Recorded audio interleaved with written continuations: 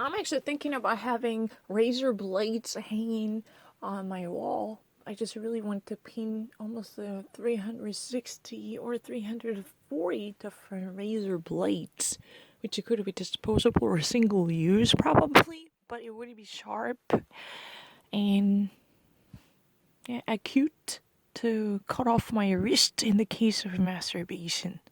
Or I would actually count down the day until the end of this year by taking off each razor blade off my wall. Oh, one more successful day with no masturbation, removing razor blade on the wall. And if I somehow got tempted, then I would actually break that razor aid to threat me. And if I truly masturbated in the case of worst scenario, then I would pick up that day's razor blade to slit my wrist. How about that?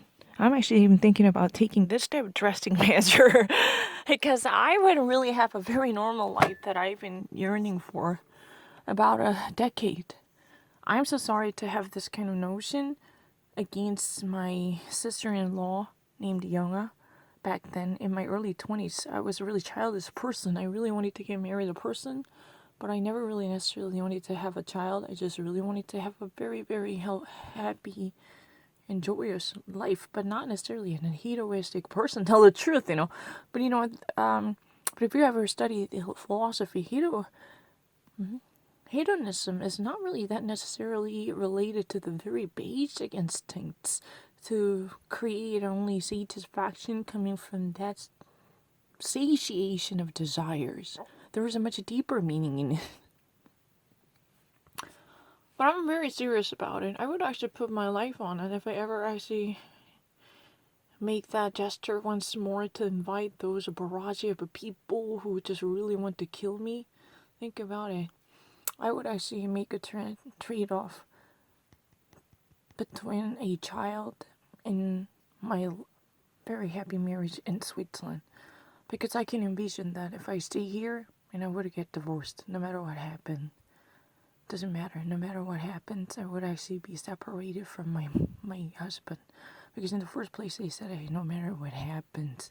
But the pregnancy itself was very weak. So I was, less convinced that it was hurt. So I kind of repetitively reiterated that.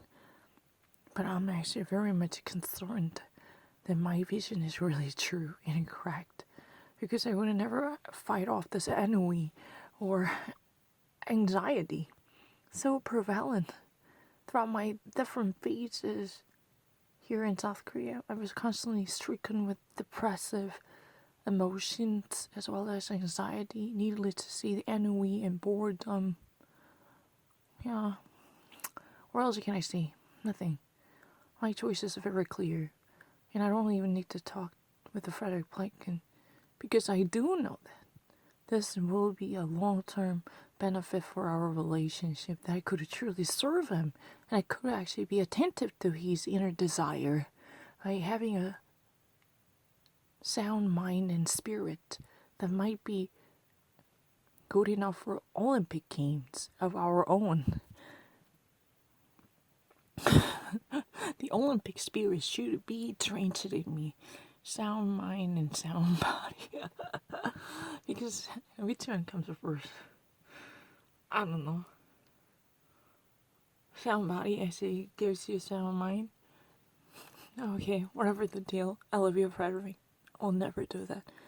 Because, I'm thinking about creating my no masturbation calendar.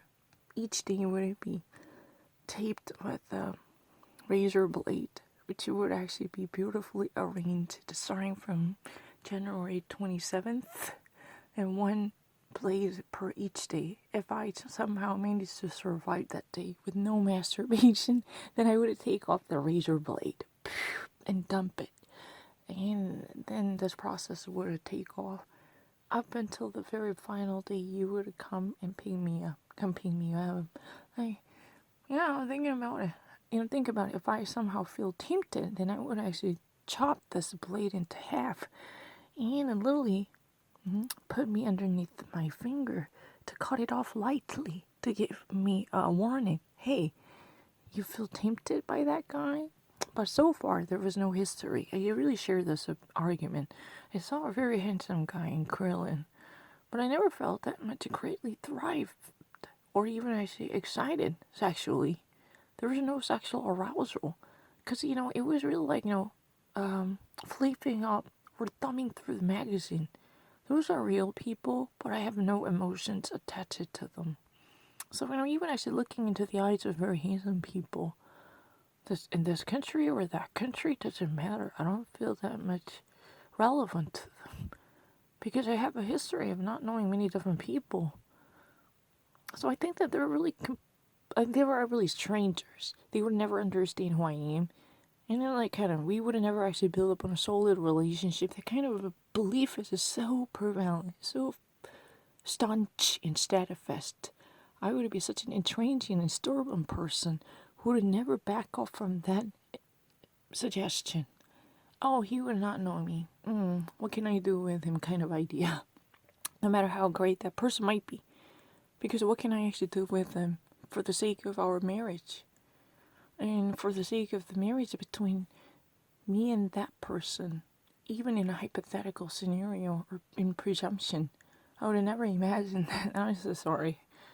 I would have never actually envisioned a happy marriage life with no one but Frederick Pike.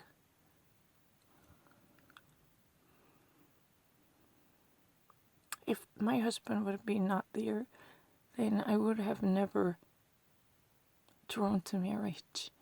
The marriage itself would be the retarded institution were my Frederick not there.